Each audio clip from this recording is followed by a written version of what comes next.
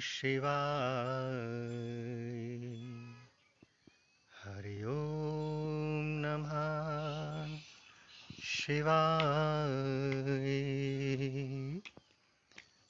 ओम नमः शिवाय। हरि ओम नमः शिवाय। ओम नमः शिवाय। हरि ओम नमः शिवाय। ओम नमः शिवाय। हरि ओम नमः शिवाय। ओम नमः शिवाय। हरि ओम नमः शिवाय। ओम नमः शिवाय। हरि ओम नमः शिवाय। ओम नमः शिवाय।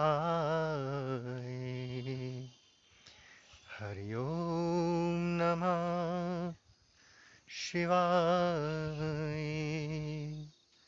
ओम नमः शिवाय। हरि ओम नमः शिवाय। ओम नमः शिवाय। हरि ओम नमः शिवाय। ओम नमः शिवाय। हरि ओम नमः शिवाय।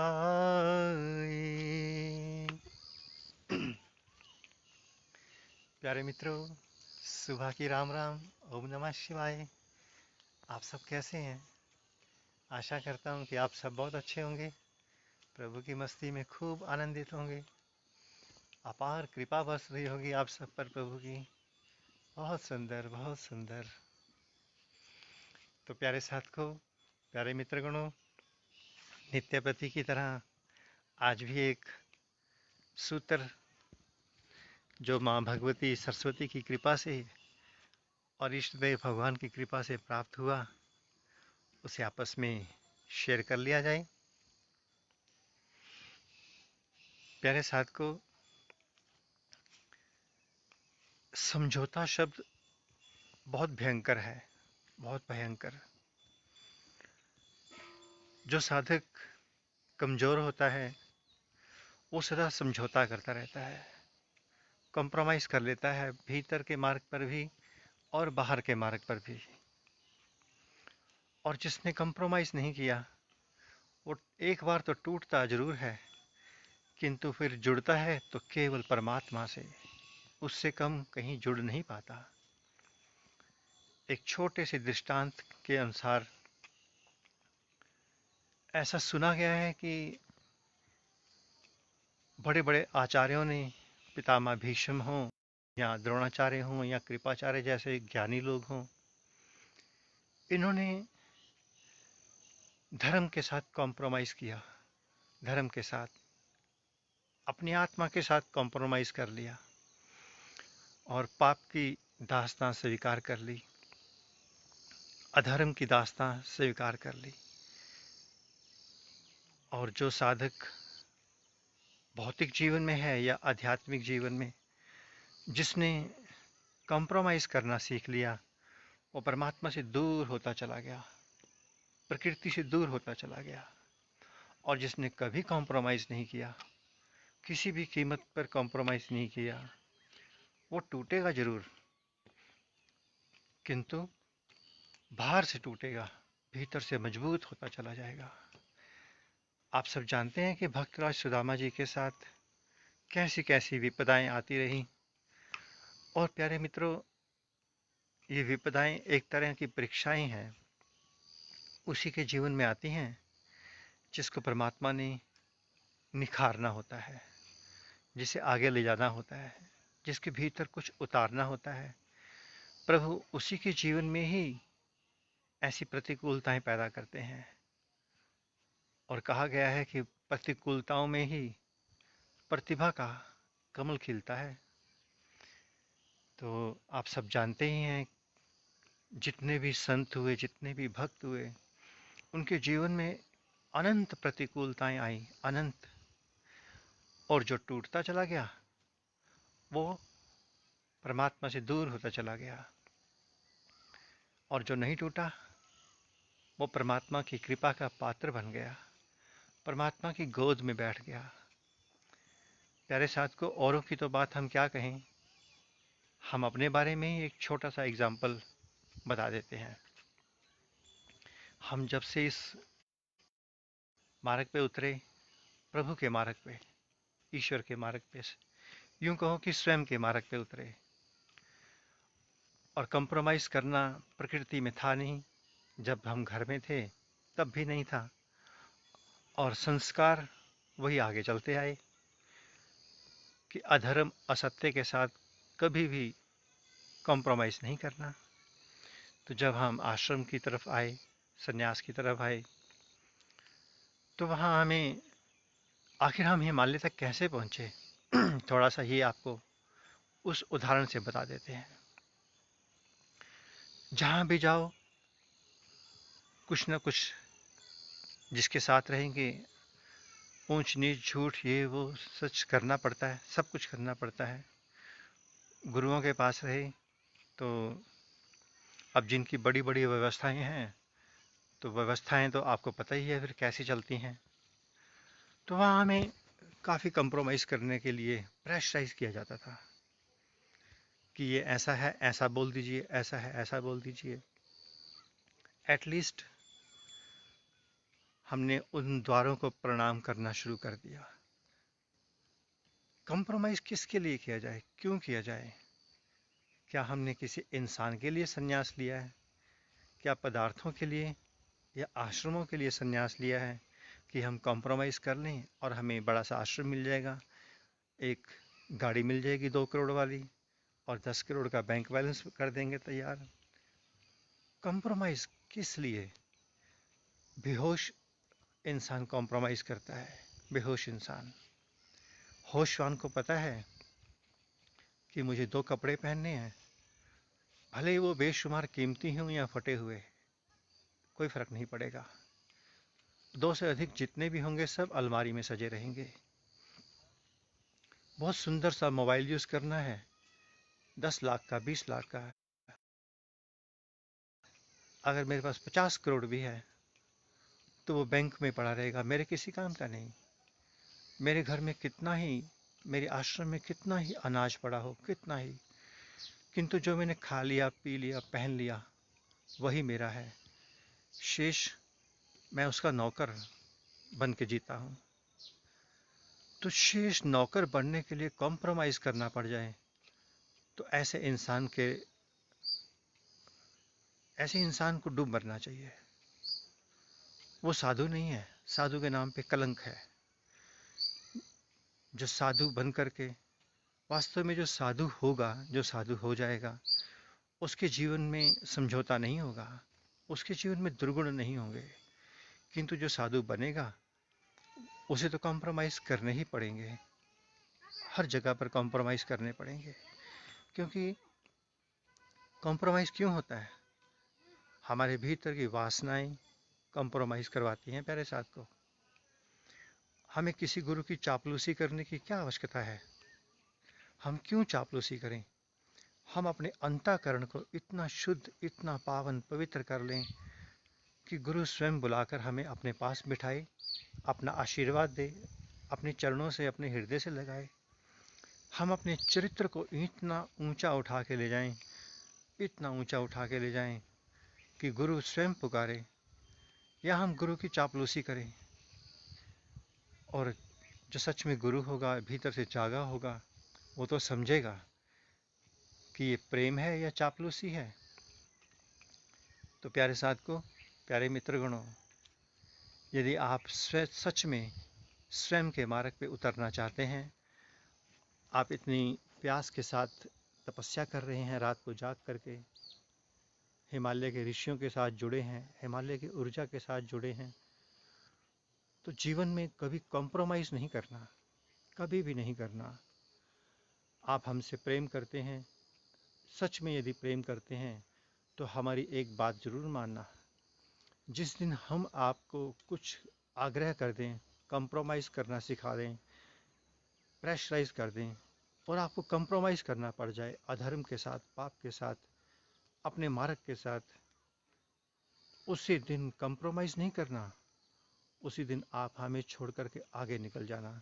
समझ लेना कि इस मार्ग पे अब मेरा दीप नहीं जल सकता, क्योंकि यहाँ पाप का विस्तार हो गया है। और जो भीतर से जागा है, जिसने भीतर कुछ देखा, एक चिंगारी देखी, भीतर परमात्मा का प्रेम देख लिया, वो कंप्रोमाइज़ नहीं कर सकता, कभी नहीं कर सकता। हमारे जीवन में अनेकों अनेकों समस्याएं आई, अनेकों समस्याएं अभी भी आती रहती हैं, नो डाउट।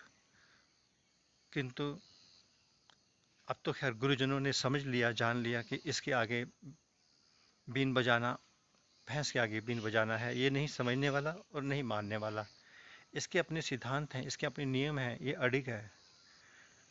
मेरे साथ के जितने भी साधक थे, हमें चले हुए 30 साल हो गए, मुझे मेरे मित्र साधक कहते हैं कि आप मूर्ख हैं, कि हमारे पास आज करोड़ों रुपए की संपदा, बड़े बड़े आश्रम हैं, चार चार नौकर हैं, और आप भिखारियों की तरह जीते हैं। आप मूर्ख हैं, अकल नहीं है आपको, आपको जीने की कला नहीं आती। हमने स्वीकार कर लिया कि हाँ, बिल्कुल सही कहते हैं, हम मूर्ख हैं, हमें अकल नहीं है, हमें जीवन जीने की कला नहीं आती। हम जानते हैं हमें नहीं आती, आपको आ गई है, इसके लिए आपको प्रणाम है। क्यों कला नहीं आई? क्योंकि हमें झुकना नहीं आया। अगर झुकना ही है तो परमात्मा के चरणों में झुकेंगे, जिसके लिए साधु बने हैं, जिसके लिए सन्यासी बने हैं, जिसके लिए अपने समस्त जीवन की बाजी खेली है। सब छोड़ा, सब छूटा, अपने माता पिता, जन्मदाता सब छूटे, सब सुख साधन छूटे, और छोड़ करके फिर उन्हीं के लिए कॉम्प्रोमाइज़ करना, ये तो वही करेगा जो छोड़ के आया है।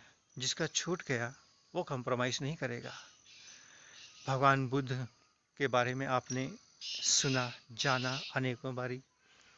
बुद्ध जब बुद्धित्व को उपलब्ध होकर वापस लौटे इस समाज में, क्योंकि इस समाज से बाहर कहाँ जाएंगे, किंतु जब वो लौटे तो उन्होंने कहाँ कॉम्प्रोमाइज़ किया, कहाँ उन्होंने कोई बहुत बड़ा एम्पायर खड़ा किया, आश्रम खड़ा किया, कहाँ व्यवस्था बनाई, कुछ नहीं किया। वो अपना जो प्राप्त करके आए, प्राप्त करके लौटे, उसी को बांटने में लग गए, बेचने में नहीं, बांटने में लग गए। और जो साथ में साधक थे, शिष्य थे, जिसको जीना है वो व्यवस्था बनाए, वो अपने लिए छत देखनी है। बुद्ध को क्या जरूरत पड़ी है तुम्हारे लिए छत की व्यवस्था करने के लिए? बुद्ध तो तुम्हारे लिए बुद्धत्व का प्रसाद लिए बैठा है, वही बांटेगा। अब तुम कहो कि बुद्ध तुम्हारे लिए, अब कई साधक हमारे पास आते हैं, स्वामी जी आपके पास तो कमरा भी नहीं है रहने के लिए ठीक ठाक सा, एक कमरा बनवा लो। मतलब कि हम उनके नौकर हैं, उनके लिए कमरा बनवाएं। और जब सेवा की बात आ जाए, स्वामी जी आप तो पैसे मांगते हैं, और एक तरफ से प्रवचन करते हैं कि हमें कुछ नहीं चाहिए। उन साधकों को सब चाहिए, सब। एक रामतेज जी, भारद्वाज जी, और दो तीन ऐसे हैं, मनीष बंसल जैसे, जो जिनसे हैं ऐसे ऐसे मित्र हैं, तो बहुत सुंदर, बहुत ऊंचाइयों के, किंतु उन्होंने कभी शिकवा शिकायत नहीं की। वो जब भी आते हैं यहाँ तरपाल लगा देते हैं, टेंट लगा देते हैं तरपाल जैसा, हम सभी साधक उसी में बैठ जाते हैं। आपने देखा होगा कई बार लाइव में, बारिश पड़ती है, हम सभी साधक उसमें बैठते हैं इकट्ठे, उसी में बैठकर ध्यान साधना, भजन प्रवचन, खाना पीना सब उसी में होता है। उसी में हम आपस में अपना प्रेम बांट लेते हैं। जो व्यवस्था परमात्मा ने दी है उसमें आनंद से जी लेते हैं। तो ना हम किसी को प्रेशराइज करते हैं, ना वो प्रेशराइज होते हैं, ना दुखी होते हैं। और जो परमात्मा की ओर चला गया, परमात्मा के लिए जीने लग गया, वो दूसरों को तंग नहीं कर सकता, कभी तंग नहीं कर सकता। उसे इस बात का एहसास हो जाता है कि देखने में दो शरीर हैं, वास्तव में तो एक ही है। अब कोई मेरे लिए ओवर टाइम करे, सोने को मिलते हों उसे, और उसी को ही वो बेच दे, तो आप क्या समझते हैं कि मेरे को सुकून मिल जाएगा? असंभव। ऐसा नहीं हो सकता प्यारे मित्रों, ऐसा नहीं हो सकता। तो मेरे प्यारे मित्रों, बहुत प्यारे मित्रों, जीवन में कभी कॉम्प्रोमाइज नहीं करना। अगर सत्य का साक्षात्कार करना चाहते हो तो कुछ भी हो जाए, कॉम्प्रोमाइज नहीं करना। परमात्मा के लिए कॉम्प्रोमाइज नहीं करना। कम मिलेगा उसी में एडजस्ट कर लेना, और कम वो देगा नहीं। जिसके लिए आपने जीवन की बाजी लगाई, जिसके लिए त्याग किया, वो कम नहीं देगा। वो राजा है, और राजा अपने पुत्र को राजकुमार बना के रखता है। आप कभी भी हिमालय की ओर जब आएंगे, हमारी कुटिया की ओर, तब आपको पता चलेगा कि प्रभु ने हमें कैसे रखा हुआ है। कोई नौकरी धंधा नहीं, कोई बिजनेस नहीं, कोई शिष्य नहीं, किंतु फिर भी परमात्मा कभी किसी को माध्यम बनाकर हमारी सारी व्यवस्था करता है। तो जब वो इतना कुछ कर रहा है, फिर मैं कॉम्प्रोमाइज क्यों करूं? किसके लिए करूं? ठीक प्यारे मित्रों, समझ गए आप सभी? चलो, बहुत अच्छी बात है, समझ गए तो। समझना चाहिए, हर चीज को समय पे समझ लेने में ही समझदारी है। तो हमारी प्रकृति कह रही है कि अब थोड़ी देर के अंदर ये जो आसन दिख रहा लगा हुआ, हमारी प्रकृति कह रही है कि इस आसन पे बैठ जाइए। आज मौसम खुला हुआ है, मतलब कि धूप भी नहीं है और बारिश भी नहीं है। तो अब 15 मिनट के अंदर अंदर हम इसको यूट्यूब पे अपडेट करके फिर हम ध्यान में बैठेंगे। ओम नमः शिवाय। मिलते हैं। खुश रहिए, मस्त रहिए, आनंदित रहिए।